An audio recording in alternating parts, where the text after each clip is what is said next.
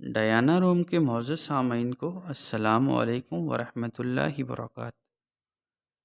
سلطان محمود غزنوی اور قیمتی ہیرے کا واقعہ۔ سامعین، یہ بات ہے ان دنوں کی جب سلطان محمود غزنوی نے ایاز کو بطور غلام خریدا تھا۔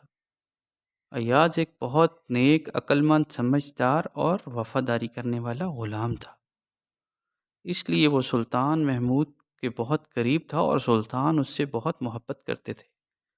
یہ بات وزراء کو پسند نہ تھی، اس لیے تمام وزراء ایاز سے بہت نفرت کرتے تھے۔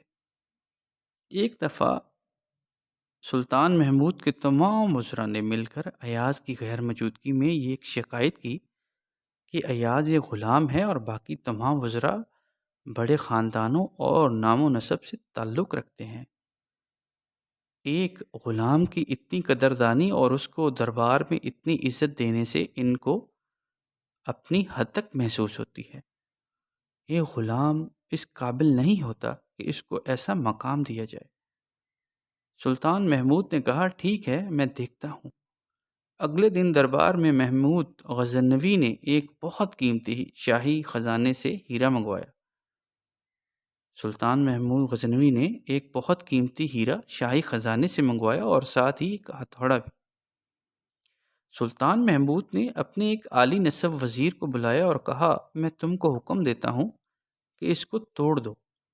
وزیر نے اپنے آپ کو عقل مند ثابت کرنے کی کوشش میں کہا، بادشاہ سلامت، یہ ایک قیمتی ہیرا ہے اور ریاست کی امانت ہے، اس کے ٹوٹنے سے نقصان ہوگا، اس لیے میرے خیال میں بادشاہ سلامت اپنے فیصلہ پر نظر ثانی فرما لیں۔ سلطان محمود نے کہا، ٹھیک ہے۔ محمود نے ایک اور وزیر کو بلا کر یہی حکم دیا۔ اس نے بھی اس قسم کی وجہ بیان کی اور خود کو بادشاہ اور قوم کے نقصان بچانے کے لیے عقل مند ثابت کیا۔ سلطان محمود نے ایک ایک کر کے تمام وزراء کو بلایا اور وہی حکم دہرایا، لیکن کسی کو بھی ہیرا توڑنے کی جرأت نہ ہوئی۔ انکار بھی نہیں کیا، لیکن کوئی نہ کوئی عقلی دلیل دی اور معذرت کرتا رہا۔ سلطان محمود سب سے بہت خوش ہوا، انہوں نے بادشاہ اور قوم کو نقصان سے بچایا۔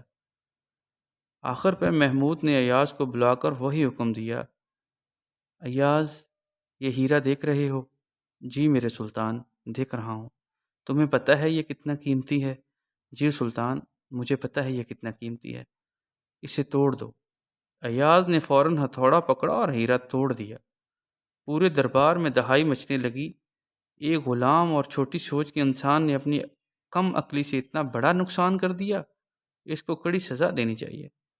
سلطان محمود برہم ہوئے اور اس نے ایاز سے کہا، ایاز، تو نے ہیرا کیوں توڑا؟